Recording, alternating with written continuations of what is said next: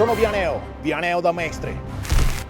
Sono stato il primo mestrino a vincere una tappa del Giro d'Italia in cicletta. Sono addestrato per fare il bagno anche senza aspettare le 3 ore dopo il pranzo. Riesco agevolmente a distinguere l'impronta di un bisonte da quella di un serpente. Questo è Super Survivor. Super Survivor. Seguimi un po'. Sono le 10 del mattino e tra poche ore qui scenderà la notte. Le temperature qui sono ostili, possono scendere di 3 gradi sotto i 23. Devo trovare assolutamente un riparo dove passare la notte.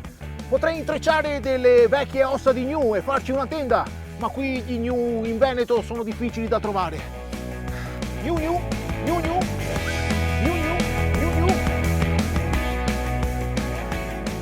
Hai ragione Timothy, potrei usare delle pelli di mammut, ma in questo periodo dell'anno sono difficili da trovare. Dannazione, l'imbrunire sta imbrunendo. Devo assolutamente trovare un riparo per la notte. Ormai la notte è vicina e non so se troverò un riparo in cui passare la notte. Ma per fortuna ho trovato di che cibarmi, una foglia. Signor Vianeo, la stanza 202 è pronta. Le ricordo la cena dalle 19:30 alle 21:30. L'aspettiamo. Avevo intuito che ci sarebbero state delle sorprese per me. D'altronde, come si dice, devo mangiare a foglia.